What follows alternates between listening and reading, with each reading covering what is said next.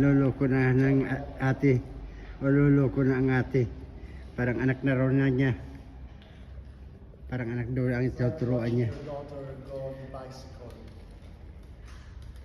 without the help of your father.